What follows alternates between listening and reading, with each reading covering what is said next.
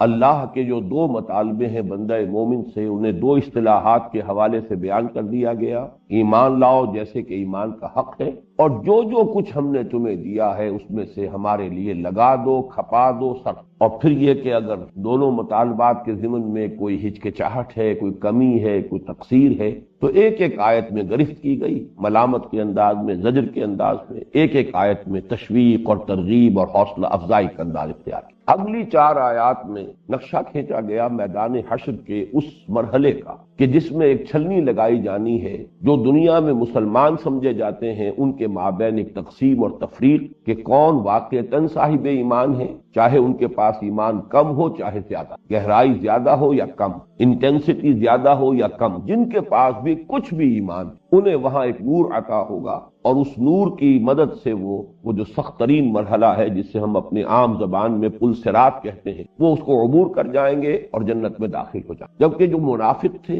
ایمان سے سرے سے خالی تھے، وہ لوگ وہ ہیں کہ جن کو کوئی نور چونکہ نہیں ملے گا، لہذا وہ ٹھوکریں کھاتے ہوئے وہیں رہ جائیں گے اور گر پڑیں گے۔ اس طریقے سے ایک تفریق اور تقسیم، اسی کے ذیل میں پھر جو مکالمہ ہے کہ پیچھے رہ جانے والے پھر پکار کر کہیں گے اہل جنت سے جو چلے گئے، کامیاب ہو گئے، الم نکم معکم، اور اس کے جواب میں پھر جو قرآن مجید کی آیت جو وارد ہوئی ہے، واقعہ یہ ہے کہ وہ حقیقت نفاق، اور نفاق کا سبب کیا ہے، وہ نفسیاتی اعتبار سے کن کن درجوں اور مرحلوں سے گزر کر اپنے پورے شدت کو پہنچتا ہے، اور پھر اس کا آخری انجام کیا ہے۔ یعنی وہ مضامین جو سورہ منافقون کی 8 آیات میں بیان ہوئے ہیں، یہاں 2 آیتوں کے اندر ان کا نقشہ ہے۔ وَلَٰكِنَّكُمْ فَتَنْتُمْ أَنفُسَكُمْ وَتَرَبَّصْتُمْ وَارْتَبْتُمْ وَغَرَّتْكُمُ الْأَمَانِيُّ حَتَّىٰ جَاءَ أَمْرُ اللَّهِ وَغَرَّكُمْ بِاللَّهِ الْغَرُورُ فَالْيَوْمَ لَا يُؤْخَذُ مِنكُمْ فِدْيَةٌ وَلَا مِنَ الَّذِينَ كَفَرُوا۔ دنیا میں تم اہل ایمان کے ساتھ تھے، الم نکم معکم قالوا بلا، یہاں تمہارا اب انجام یہ ہے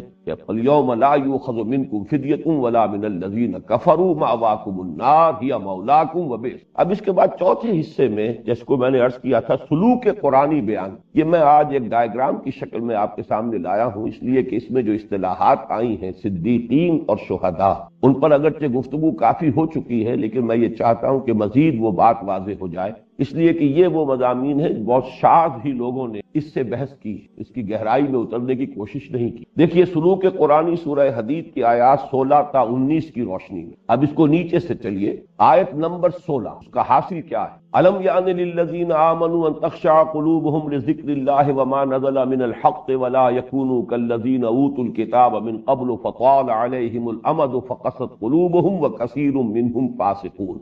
نسلی، روایتی، غافل اور بے عمل مسلمانوں کو تنبیہ اور ملامت، بلکہ اس میں اضافہ کر لیجئے کہ خاص طور پر سابقہ امت کے انجام سے سبق حاصل کرنے کی ترغیب، یہ گویا کہ آیت نمبر 16 کا حاصل۔ اگلی آیت ہے آیت نمبر 17، اصلاح حال اور آمادہ عمل ہونے کی ترغیب اور حوصلہ افزائی۔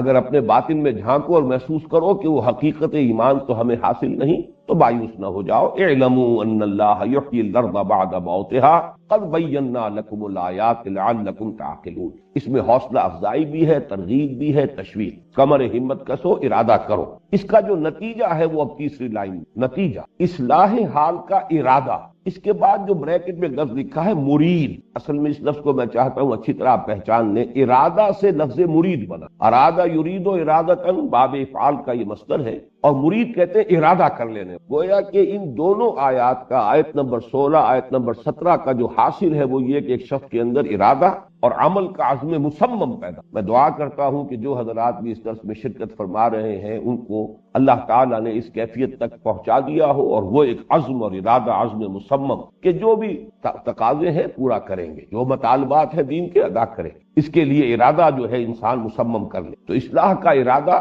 اور العمل کا عزم مصمم۔ اب اس سے اوپر آئی آیت نمبر 18، ان المصدقین والمصدقات واقرضوا اللہ قرضا حسنا یضاعف لهم ولهم اجر کریم۔ یہ ہے کثرت صدقہ و خیرات اور انفاق فی سبیل اللہ کے ذریعے دل سے دنیا اور مال کی محبت کا اظہار، یہی نجاست ہے، اور اس کو اگر دور نہیں کریں گے، اسی کو میں تعبیر کرتا رہا ہوں، یہی بریک ہے۔ اگر یہ نہیں کھلے گا تو آگے ترقی نہیں ہو. جو لوگ اس پر کاربند ہو جائیں، اب ان کے لیے لفظ لکھا صالحین. یہ صالحین وہ لفظ ہے کہ جو سورہ نساء کی آیت میں گویا کہ بیس لائن کا کام دے. وَمَن يُطِعِ اللَّهَ وَالرَّسُولَ فَأُولَٰئِكَ مَعَ الَّذِينَ أَنْعَمَ اللَّهُ عَلَيْهِم مِّنَ النَّبِيِّينَ وَالصِّدِّيقِينَ وَالشُّهَدَاءِ وَالصَّالِحِينَ وَحَسُنَ أُولَٰئِكَ رَفِيقًا. جو شخص اللہ اور اس کے رسول کی اطاعت پر کاربند ہو گیا، اسے معنوی معیت اور رفاقت حاصل ہو جائے گی ان کی جن پر اللہ کا انعام ہوا ہے، یعنی انبیاء، صدیقین، شہداء اور صالحین. یہ صالحین جو ہے بیس لائن.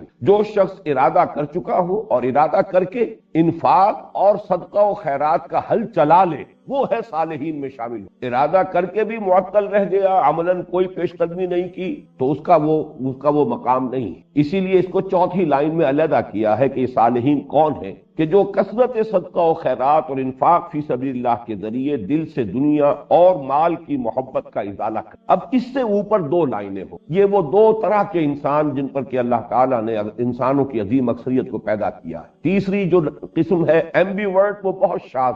عام طور پر یا ایکسٹروورٹس ہیں یا انٹروورٹ. انٹروورٹس جو ہے داہنی طرف غور و فکر اور سوچ بچار کے عادی انٹروورٹس، اور زندہ اخلاقی حس کے حامل لوگ. ظاہر بات ہے کہ جن کے اندر یہ سلامتی فکر بھی ہے، سلامتی عقل بھی ہے، سلامتی فطرت بھی ہے، ان کی اخلاقی حس بھی زندہ ہے، چونکہ اللہ تعالیٰ نے نیکی اور بدی کا امتیاز تو نفس انسانی میں ودیت کر دی. وَنَفْسٍ وَمَا سَوَّاهَا أَلْهَمَهَا فُجُورَهَا وَتَقْوَاهَا. تو یہ وہ لوگ ہیں کہ جن کو مرتبہ صدیقیت تک رسائی حاصل ہے. یہ گویا کہ انبیاء سے نیچے سب سے اونچا مقام ہے جس تک کہ انسان رسائی حاصل کرتا ہے. دوسری طرف دوسرے قسم کے لوگ ہیں بھاگ دوڑ کے عادی اور سیر شکار کے عادی لوگ، یہ ایکسٹروورٹس. اب میں تفصیل بیان کر چکا ہوں.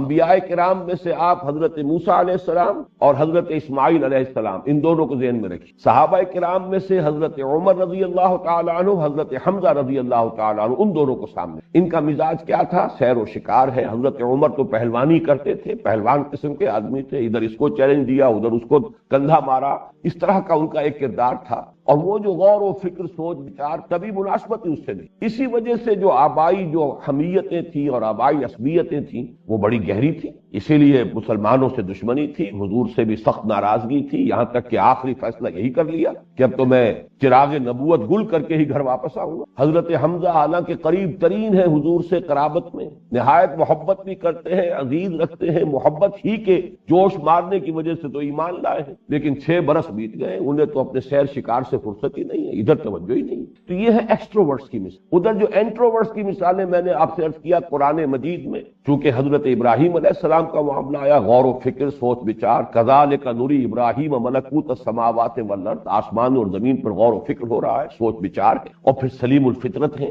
تو وہ اور اسی طریقے سے دوسری جو مثال سب سے نمایاں دی گئی ہے قرآن مجید میں وہ حضرت ادریس. اور ظاہر بات ہے کہ صحابہ کرام میں سے صدیق اکبر حضرت ابوبکر رضی اللہ تعالی عنہ اور حضرت عثمان رضی اللہ تعالی عنہ، اور خواتین میں حضرت خدیجہ الکبریٰ رضی اللہ تعالی عنہ، یہ وہ لوگ ہیں کہ جو صدیقیت کے مزاج کے حامل. تو یا تو پھر یہ ہے کہ صالحین کے بعد جو ارتقاء ہوگا، جو سلوک ہوگا، جو آگے انسان بڑھے گا، جو ترقی ہوگی، تو یہ استاد طبع کے اعتبار سے یہ 2 لائنیں علیحدہ ہو. یہ نسبت واضح ہو گئی اس آیت کی کہ ان المصدقین والمصدقات واقرضوا اللہ قرضا حسنا یضاعف له ولهم اجر.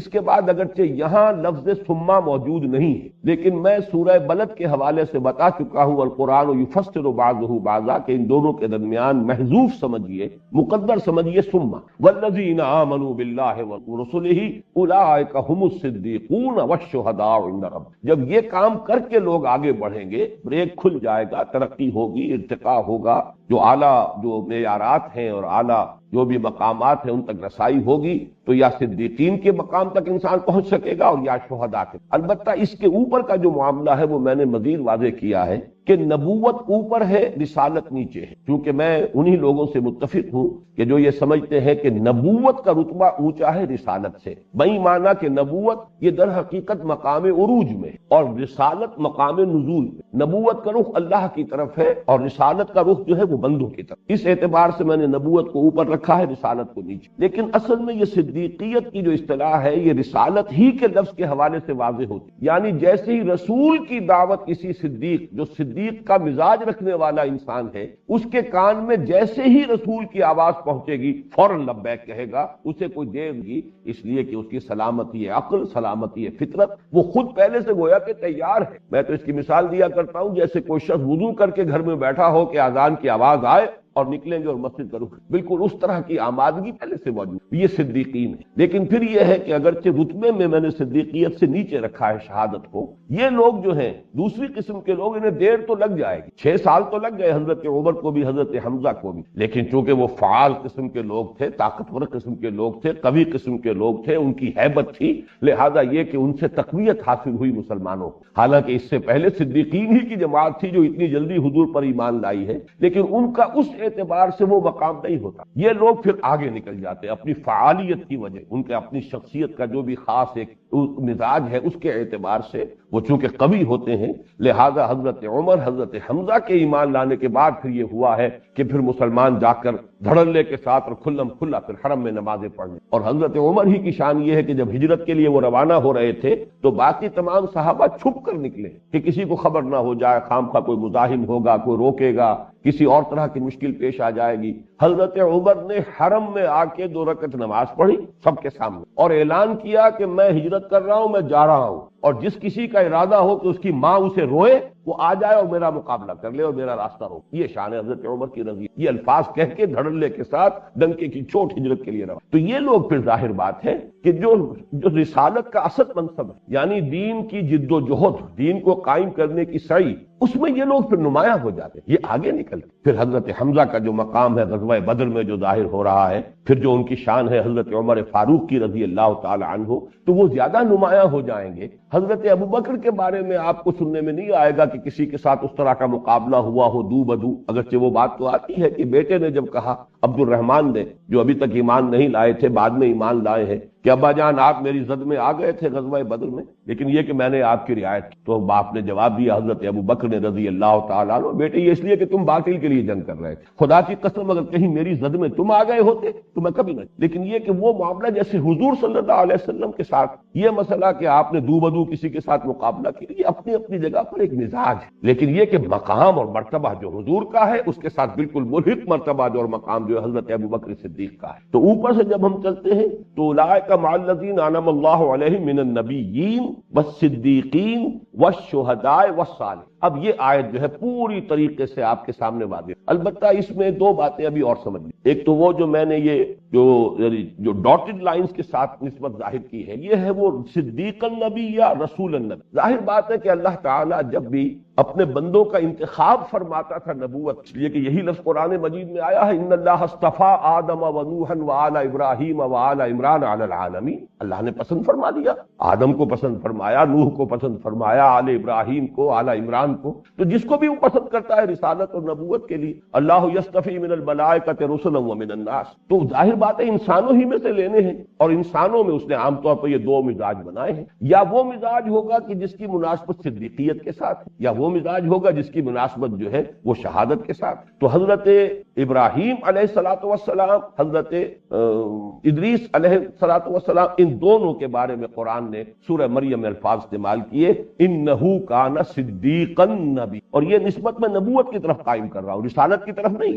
رسالت کے اعتبار سے تو دعوت کے قبول کرنے میں صدیقین اور شہداء میں یہ فرق ہوگا. داعی کی حیثیت سے تو رسول سامنے آئے، تو داعی کا معاملہ جو ہے رسالت کے ساتھ متعلق، اور رسول کی دعوت کے رد عمل کے اعتبار سے فرق یہ ہوگا کہ صدیق کو قبول کرنے میں دیر لگے ہی کہ نہیں، وہ تو جیسے کہ پہلے ہی سے منتظر تھے، جبکہ شہداء کو وقت لگے گا، دیر لگے، اس لیے کہ ان کی توجہ ہی ادھر میں. لیکن یہ کہ نبوت کے ساتھ نسبت کیا ہے کہ اللہ تعالیٰ نے چنا ہے جن انسانوں کو شرف نبوت کے لیے، تو ظاہر بات ہے وہ یا پھر اس صدیقی مزاج والے لوگ تھے اور یا وہ جو شہیدی مزاج ہے اس کے لوگ تھے. تو دوسروں کو کہا گیا رسول النبی، بس چونکہ یہ رسالت کی نسبت زیادہ ہے شہادت کے ساتھ، اس لیے وہاں پر وہ لفظ رسول النبی آ گیا. اس لیے یہ ڈاٹڈ لائن میں نے پہنچائی ہے رسول النبی والی رسالت تک، اور پھر رسالت سے وہ ڈاٹ جو ہے آگے جا رہا ہے نبوت. گویا کہ اس مرتبے سے ہو کر یہ مرتبہ نبوت پر فائز ہوئے ہیں، جبکہ صدیقین جو ہے وہ گویا کہ براہ راست آ گئے. ایک بات اور سمجھ لیجئے پھر یہ گفتگو میں کلوز کرتا ہوں، اور وہ یہ کہ اوپر والا درجہ جو ہے جس کا بھی ہے، نیچے والے تمام اوصاف اس میں بتمام و کمال لازماً موجود۔ یہ بات اچھی طرح سمجھ لیجئے، صدیق کا اپنا مزاج تو وہ ہے جو میں بیان کر چکا ہوں، لیکن عزم، ارادہ، اس کے اعتبار سے اس کے اندر پوری شخصیت جو ہے شہداء والی وہ بھی پوری موجود ہے۔ اس کا ظہور ہوا ہے کہ جو حضرت ابوبکر کے دور خلافت میں، ورنہ یہ کہ حضور صلی اللہ علیہ وسلم کی حیات طیبہ تک اور حضرت ابوبکر کا جو مزاج سامنے تھا، نہایت رقیق القلب نحیف الجثہ، وہ کو اس طرح کے انسان محسوس ہوتے ہی نہیں تھے۔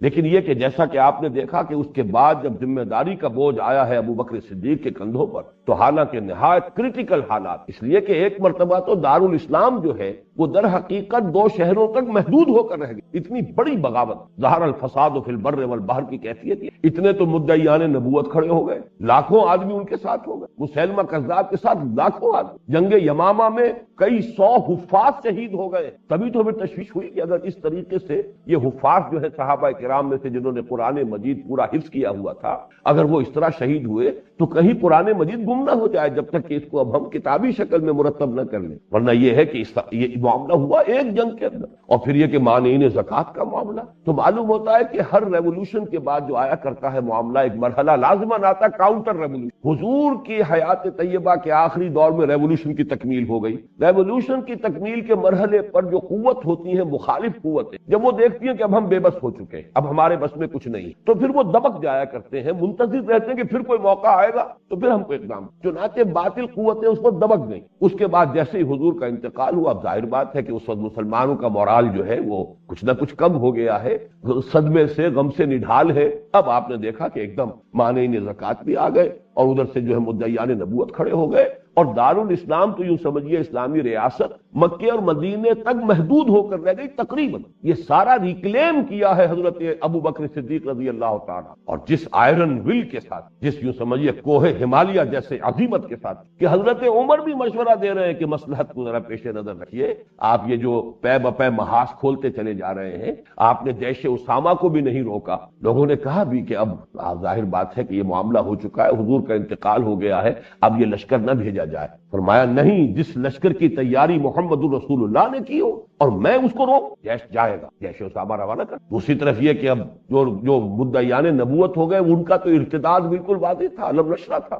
لہذا مرتدین کے خلاف تو جنگ کرنی ہی کرنی تھی، اس میں تو کسی مشاورت کی ضرورت ہی نہیں تھی، اس لہذا اس کا تو محاذ کھول دیا گیا۔ مسئلہ جب آیا ہے مانعین زکوٰۃ کا، کہ انہوں نے نہ تو کوئی نئی نبوت کا اقرار کیا ہے، نہ پھر نماز کا بھی انکار نہیں کر رہے، اور زکوٰۃ کا بھی یہ نہیں کہہ رہے کہ ہم زکوٰۃ کو نہیں مانتے یا نہیں دیں گے، صرف یہ کہہ رہے ہیں کہ مرکزی حکومت کو نہیں دیں گے، ہم اپنے طور پر یہ زکوٰۃ نہیں کریں گے جس طرح چاہیں گے۔ تو حضرت ابوبکر نے اس وقت بھی کہا، حضرت عمر کو بھی ڈانٹ پلائی ہے کہ عمر تم دور جاہلیت میں تو بہت سخت تھے، اسلام میں آ کے نرم ہو گئے۔ اے خدا کی قسم، یہ کہ اگر یہ حضور کے زمانے میں زکوٰۃ کے اونٹوں کے ساتھ ان کو باندھنے والی رسیاں بھی اگر دیتے تھے، اب اگر یہ کہیں گے کہ رسیاں ہم نہیں دیں گے، اونٹ لے جاؤ، تب بھی میں جنگ۔ ایبدل الدین وانا حی، کیا دین کے اندر ترمیم ہو جائے گی جبکہ میں ابھی زندہ ہوں؟ یہ عقیدہ ہے، اور پھر یہ کہ اللہ تعالیٰ نے ان کے اس عزم اور ولولے اور حوصلے کا نتیجہ بھی ظاہر کر دیا۔ تمام جو ہے کاؤنٹر ریولوشنری موومنٹس ختم ہو کر 2.5 برس بھی پورے نہیں ہیں، 2 سال 4 ماہ، اس میں یہ ساری جو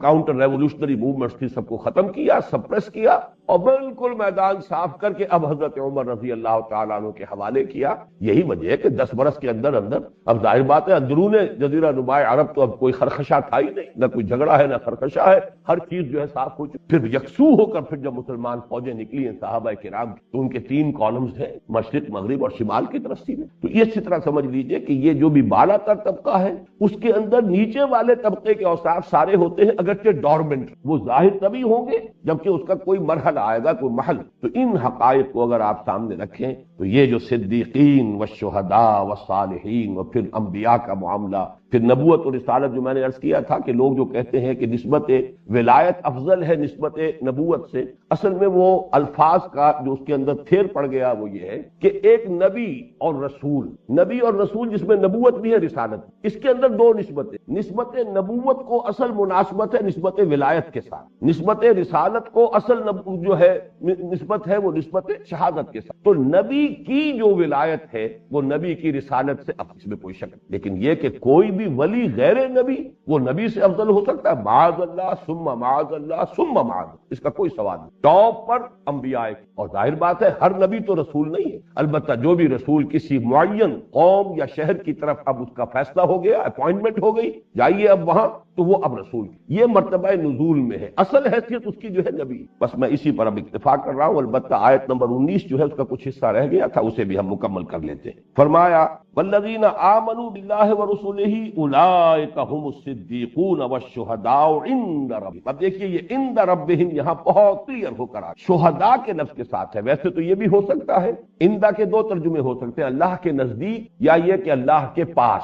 اللہ کے نزدیک سے مراد یہ ہوتا ہے کہ میرے نزدیک یوں ہے، میرے نزدیک اس کا مقام یہ ہے، اس کا مقام یہ۔ تو یہ وہ لوگ ہوں گے کہ جو اللہ کے نزدیک مراتب صدیقیت اور مراتب شہادت پر فائز ہوں گے۔ تو گویا کہ یہاں پہ اللہ کا نزدیک جو ہے عند ربہم، یہ دونوں کے اوپر اپلیکیبل، لیکن میرے نزدیک دوسری بات زیادہ صحیح ہے کہ شہداء عند رب، گواہی اصل میں اللہ کے ہاں جا کر دے، اس لیے کہ گواہی کا تعلق جیسا کہ میں تفصیل سے واضح کر چکا ہوں، دنیا میں جب کوئی اللہ کا بندہ دعوت دیتا ہے اور دعوت اس حد تک پہنچا دیتا ہے کہ اتمام حجت ہو جائے، تو اب وہی ہوگا کہ جو اللہ کی عدالت میں پروزیکیوشن وٹنس کی حیثیت سے کھڑے ہوگا اور سب سے پہلے وہ ٹیسٹیفائی کرے گا، پروردگار تیرا پیغام جو میرے پاس آیا تھا میں نے ان تک پہنچا۔ شہداء عند رب، وہ عدالت خداوندی میں، عدالت اخروی میں، اللہ کے ہاں محاسبہ اخروی کے وقت وہ ہوں گے سرکاری گواہ، وہ ہوں گے اللہ کی طرف سے حجت قائم کرنے والے، جو ہمارے یہاں کی عدالتی اصطلاح میں آپ کہتے ہیں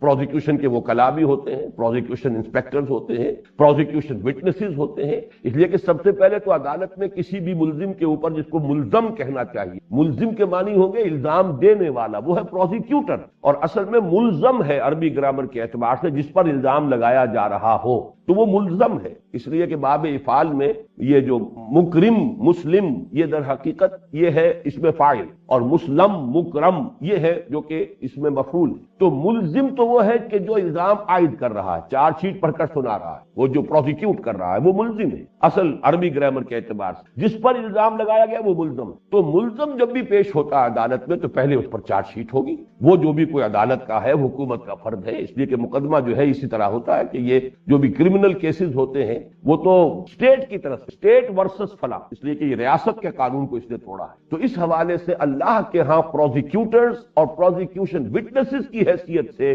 یہ شہداء ہوں گے، یہ انبیاء اور رسول کھڑے ہوں گے وہاں پر، یہ شہادت دے۔ تو وَالشُّهَدَاءُ عِندَ رَبِّهِمْ، ظاہر بات ہے کہ صدیق جو ہے کیسے ممکن ہے کہ وہ دعوت نہیں دے گا، صدیق تو بلندتر رتبہ ہے اس اعتبار سے، جیسا کہ ہمیں معلوم ہے تاریخی حقیقت سے کہ حضرت ابو بکر ہی کی دعوت پر پھر 6 عشرہ مبشرہ میں سے ایمان، تو جیسا کہ میں نے عرض کیا اوپر والے میں نیچے والے اوصاف سارے موجود ہوتے ہیں۔ تو اس اعتبار سے یہ آیت جو ہے بہت کھل کر ایک ایک لفظ اس کا جو ہے جیسے کہ اجاگر ہو کر، کہ کوئی لفظ بھی یہاں ایسے ہی نہیں آ گیا برائے بیت برائے وزن، کوئی شے نہیں ہے، ہر شے نہایت معنی خیز ہے، ہر شے جو ہے یہاں پر اپنی جگہ پر ہیرے کی طرح جڑی ہوئی ہے، ہر حرف جو ہے وہ وہاں پر اس کے حسن معنوی کے اندر اضافہ کر رہا ہے۔ تو فرمایا اولئک هم الصدیقون والشہداء عند ربہم لہم اجرہم ونورہم۔ ایک بات آخری اور کہہ دوں، پھر ذہن سے نکل گئی تھی پھر آ گئی ہے، وہ یہ ہے کہ یہ خیال نہ ہو کہ اگرچہ میں کہہ رہا ہوں کہ حضرت عثمان رضی اللہ تعالیٰ عنہ صدیقین میں سے ہیں اور حضرت عمر فاروق شہداء میں سے ہیں، لیکن جب ہم رتبہ شمار کرتے ہیں تو ابو بکر کے بعد پھر عمر پھر عثمان ہے رضی اللہ تعالیٰ عنہ مجمعین۔ تو یہ ایک اشکال ہو سکتا ہے ذہن میں پیدا ہو جائے، تو اس کو بھی سمجھ لیجئے، اور بہت سادہ سا جواب ہے اس کا، اور وہ یہ ہے کہ اپنی جگہ پر تو صدیقیت جو ہے یہ بلندتر مقام ہے مرتبہ شہادت، لیکن اب کوانٹٹی کا مسئلہ اور ہے۔ جیسے کہ ہم جانتے ہیں کہ سونا زیادہ قیمتی دھات ہے چاندی کے نسبت، لیکن سونا جو ہے فرض کیجئے کہ چند تولے ہے اور چاندی جو ہے منو رکھی ہوئی ہے، تو ظاہر بات ہے کہ وہ منو چاندی جو ہے قیمت کے اعتبار سے بڑھ جائے گی اس چند تولے سونے، اگرچہ اپنی جگہ پر یہی کہا جائے گا کہ سونا افضل ہے چاندی، سونا زیادہ قیمتی دھات ہے چاندی کے مقابلے میں۔ اور یہ میں جو اصطلاح لایا ہوں یا میں تمثیل جو بیان کر رہا ہوں یہ بھی اس حدیث پر مبنی ہے کہ حضور نے خود فرمایا ہے کہ الناس کالمعادن، انسانوں کا معاملہ بھی معدنیات کی طرح ہے، جیسے معدنیات کوئی زیادہ قیمتی ہوتی ہے کوئی کم قیمتی ہوتی ہے، لوہا بھی ہے सोना भी है, चांदी भी है, तांबा भी है। अन्नास कलमादिन खयारुहुम फिल जाहिलियत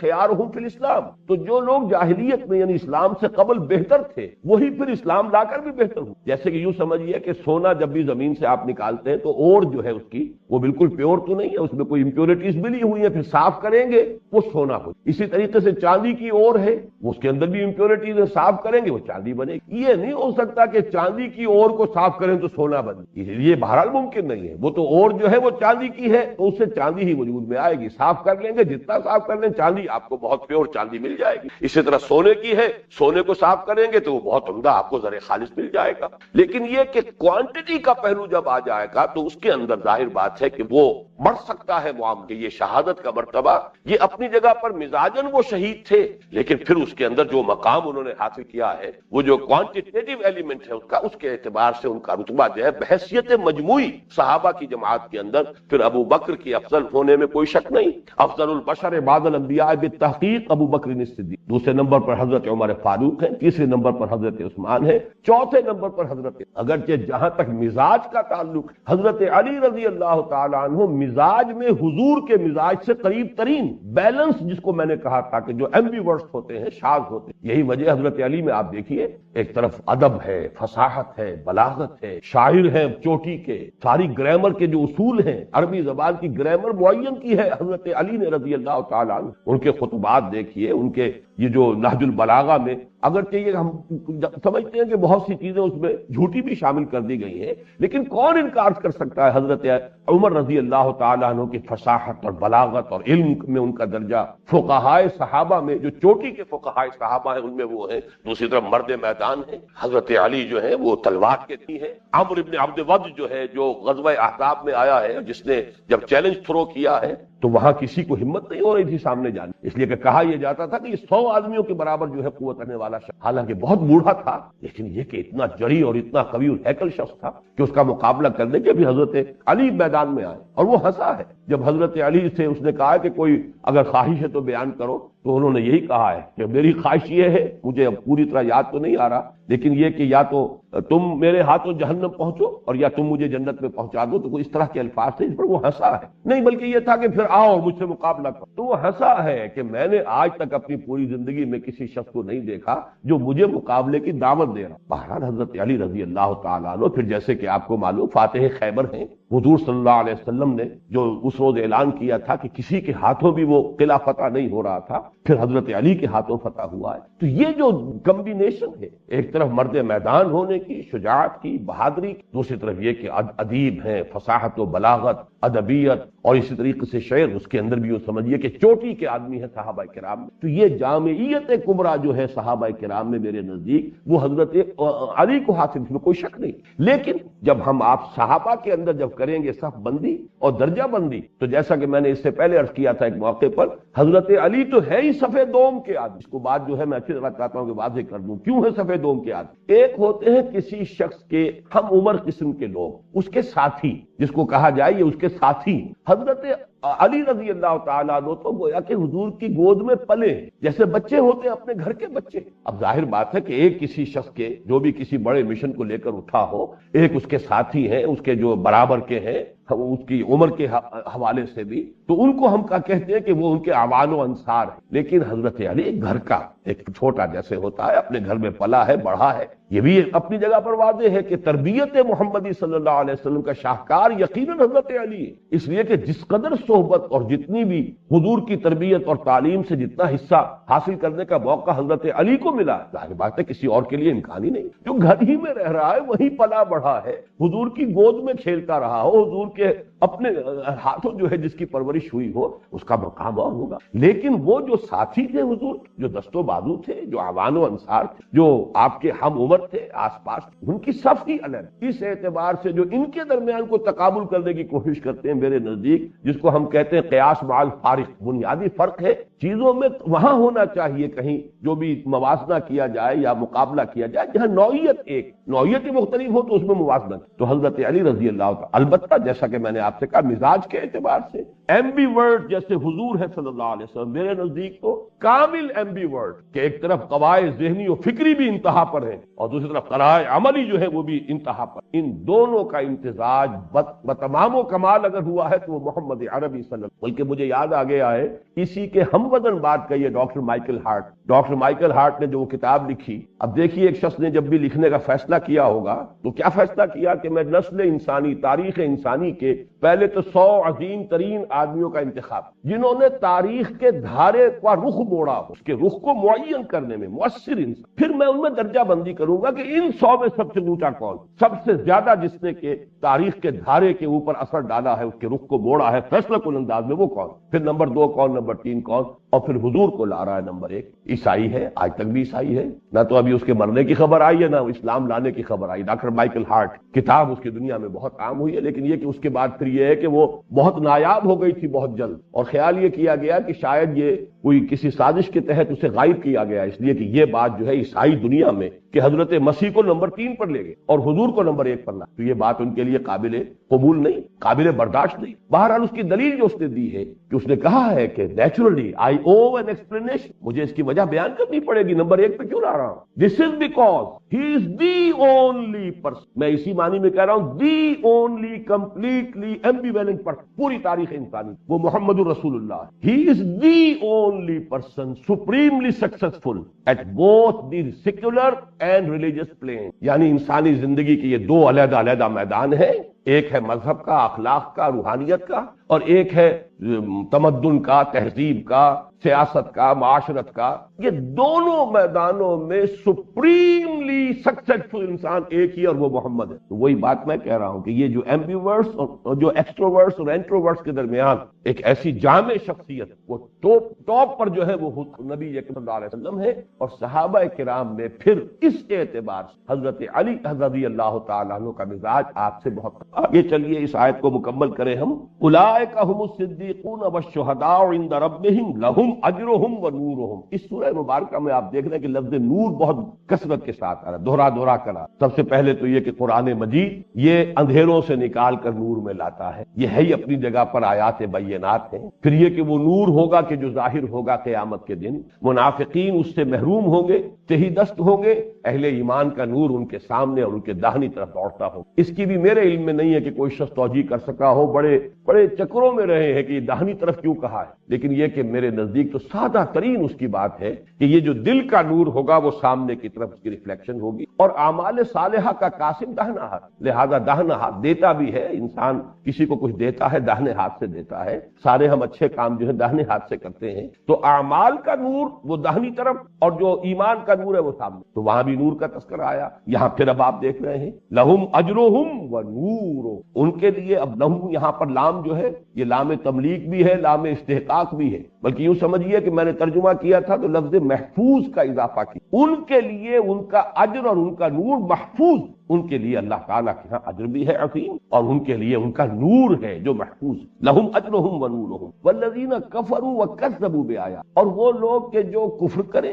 اور تکذیب کریں ہماری آیات. اس میں بھی اگرچہ اس سے پہلے میں نے اپنے اسی منتخب نصاب کے درس میں کسی اور مرحلے پر ان دونوں الفاظ کے بارے میں وضاحت کی تھی، آج پھر دوہرا رہا ہوں، اس لیے کہ یہ بہرحال جیسا کہ میں نے عرض کیا ہے اب ہمارا اس منتخب نصاب کا آخری درس ہے اور آخری ہی حصہ ہے اور یہ جامع ترین ہے. تو یہ جو الفاظ آتے ہیں یہ بھی صرف ایسے نہیں آتے کہ جیسے ہم اضافہ کر دیتے ہیں گورا چٹا اور اس طرح سے الفاظ جو ہیں صرف اضافے کے لیے زور دینے کے لیے. ان کی معنویت کفر سے مراد کیا ہے؟ دبا دینا، چھپا دینا. لفظ کفر کا حقیقی مفہوم لغوی اعتبار سے ہے چھپا دینا، اسی لیے کفارہ کہتے ہیں. آپ سے کوئی گناہ ہو گیا، کوئی غلطی ہو گئی، اب اس کا کفارہ ہوگا کہ جو اس کے اثر کو زائل کا کفارہ ادا کر دیں گے، وہ گویا کہ آپ کے نامہ اعمال سے یا حذف کر دیا جائے گا، دھو دیا جائے گا، چھپا دیا جائے گا. تو کفر کے لفظ کو اچھی طرح سمجھ لیجیے. اور شکر کے مقابلے کیوں آتا ہے کہ سلیم الفطرت انسان جب بھی کبھی اس کے ساتھ کوئی شخص احسان کرتا ہے، حسن سلوک کرتا ہے، اس کی کوئی خدمت کرتا ہے، اسے کوئی قیمتی شے دیتا ہے، تو ایک جذبات تشکر جو ہے، احسان مندی کے جذبات اس کے قلب کی گہرائیوں میں ابھرتے ہیں اور وہ زبان پر آ کے پھر شکریہ کی شکل اختیار کرتے ہیں. لیکن ایک بدطینت انسان اسے دباتا، ناشکرا انسان بجائے اس کے کہ وہ محسن اور منعم کا شکر ادا کرے، وہ گویا کہ اس کو اور دباتا. یہی معاملہ ایمان اور کفر، اس لیے کہ ایمان تو در حقیقت اس روح ربانی کے اندر موجود ہے جو ہمارے اندر پھونکی گئی ہے. نفخت فیہ من روحی، وہ در حقیقت یہ نور فطرت جو میں نے عرض کیا تھا، نور علی نور، جو ہمارے جو دوسرا حصہ ہے ہمارے منتخب نصاب کا، جس میں کہ مباحث ایمانی آئے، نور علی نور، نور فطرت اور نور وحی دونوں کے جمع ہونے سے نور ایمان وجود میں آتا. تو جیسے ہی نبی کی دعوت سامنے آتی ہے، ہر انسان جس کی فطرت بالکل مسخ نہ ہو چکی، ایسے بھی ہوتے ہیں پرورٹڈ، فطرت مسخ ہو چکی، اس کی فطرت کے سوتے خشک ہو چکے، لیکن جس کے اندر ذرا سی بھی وہ فطرت کی سلامتی باقی ہے، اس کے اندر سے اس کی تصدیق ابھرتی ہے کہ ہاں بات ٹھیک، صحیح بات. دیکھنا تقریر کی لذت کے جو اس نے کہا،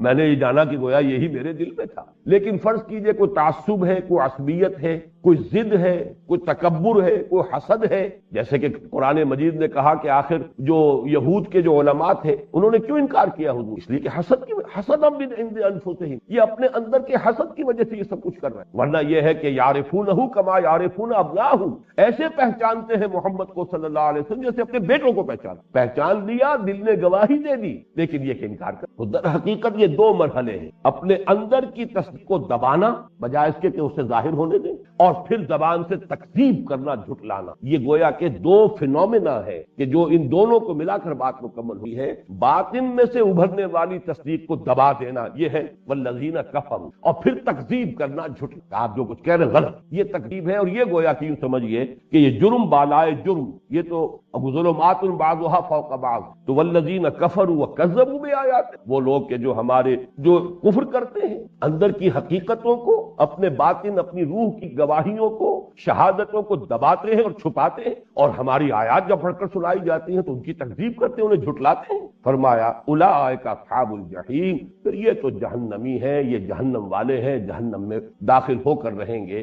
یہاں اب یہ جو چوتھا حصہ تھا اس منتخب نصاب کے چھٹے حصے کا، جو یہ اول و آخر درس ہے سورہ حدید، اس کی آیات کو جو ہم نے تقسیم کیا تھا، تو یہ چوتھا حصہ یہاں ختم ہو رہا ہے اور ہماری ایک نشست اس پر مزید سخت ہو گئی ہے. لیکن میں چاہتا تھا کہ یہ جو مضامین ہیں، صدیقیت اور شہداء کا مرتبہ و منصب کیا ہے، اس آیت مبارکہ کے اندر جو بہت سے اشکالات پیدا ہو گئے جن کا کہ حل جو ہے تلاش کرنا، مفسرین کو جب آپ دیکھیں گے مختلف، تو آپ دیکھیں گے کہ کس طرح سے وہ مختلف بحثوں کے اندر الجھ کر رہ گئے ہیں صرف دو چیزوں کی وجہ سے. ایک تو یہ کہ یہ آیت نمبر 18-19 کے درمیان لنک جو ہے لفظی طور پر موجود ہے، سما کا ہوتا تو بات بالکل واضح. دوسرے یہ کہ لفظ شہید کا ایک ہی تصور ذہن میں بیٹھا ہوا ہے، اور وہ یہ ہے کہ جو بھی اللہ کی راہ میں جو قتل ہو جائے وہ شہید ہے. حالانکہ میں وضاحت سے عرض کر چکا ہوں کہ اس معنی میں قرآن مجید میں یہ بھی کہہ سکتا ہوں کہ یہ لفظ آیا ہی نہیں، لیکن یہ کہ ایک مقام صرف ہے سورہ آل عمران کا جہاں وہ معنی لیے جا سکتے، وہاں پر بھی دوسرا مفہوم بھی